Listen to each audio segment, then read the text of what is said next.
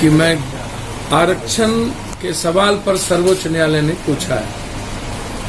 मैं पहला डिमांड, मेरी मांग है कि पूरे भारत से दलित, आदिवासी, अत्यंत पिछड़े और पिछड़े जो लोग हैं, जो खास तौर पर गरीब हैं, मेरा है कि जिस जाति की गरीबी, इकोनॉमी, शैक्षणिक और राजनीतिक परिस्थितियां कमजोर है, उस जाति को उतना आरक्षण दे। 50% आरक्षण में संविधान की बैरियर हो सकती है, तो गरीबी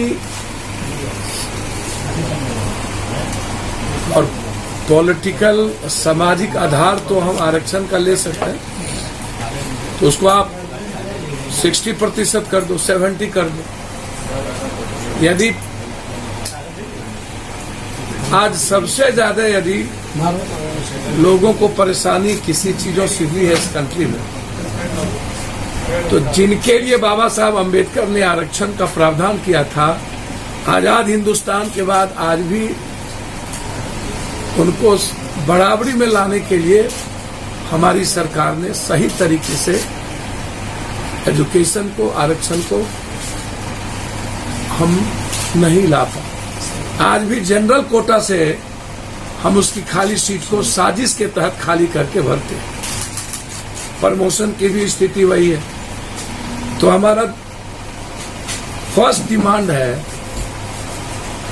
कि गरीबी, एजुकेशन और पॉलिटिकल आधार को मानिए,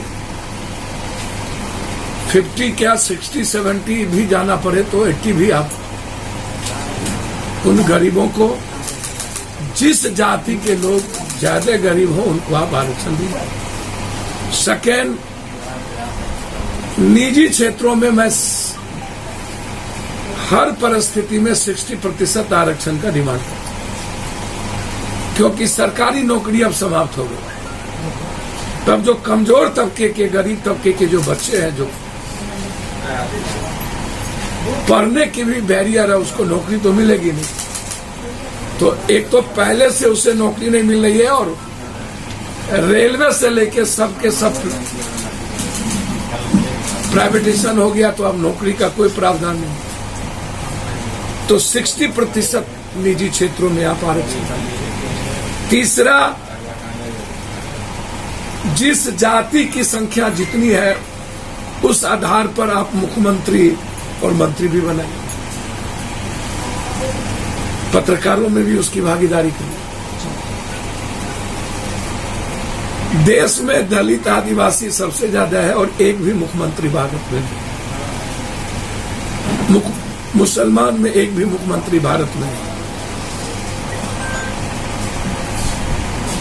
अत्यंत पिछड़ा में एक माली जाति से है, उसके बाद कहीं भी अत्यंत पिछड़ा में मुख्यमंत्री नहीं।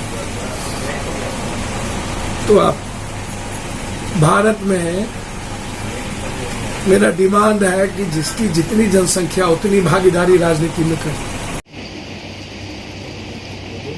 जब 2%, 2.5% नीतीश जी मुख्यमंत्री हो गए और पप्पू यादव जो 12-13% है मुख्यमंत्री हो गए, तो कुशवाहा, निषाद और दलितों की भूमिका भी तो बिहार में है ना, तो इसमें भी आप दीजिए आरक्षण। मेरा सीधा डिमांड। दूसरी चीज, शराब।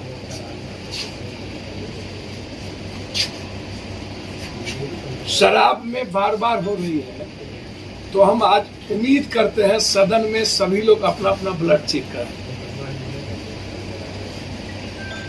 लगभग पदाधिकारी शराब पीते हैं, लगभग थाने में पदाधिकारी शराब पीते हैं, हर रोज शराब पीते हैं।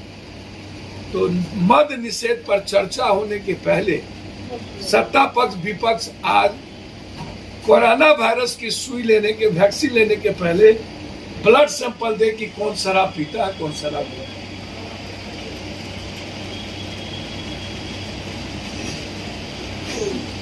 दूसरी चीज, शराब जो बेचता है उसकी संपत्ति कब जाती और कब जब्त, और शराब बेचने वालों को कब सजा होगी। पीने वालों के लिए पप्पू यादव का डिमांड है कि उसको जेल से जाए। जहरीला शराब जो बेच रहा है और गरीबों को पी के आप जेल भेजें, उस पर सजा का प्रावधान है।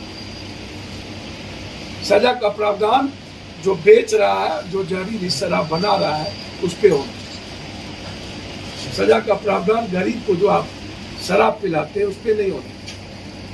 चौथी चीज, नीतीश कुमार जी को यह बताना चाहिए कि लगभग यूथ और छात्र शराब का डिलीवरी बॉय बन चुका है।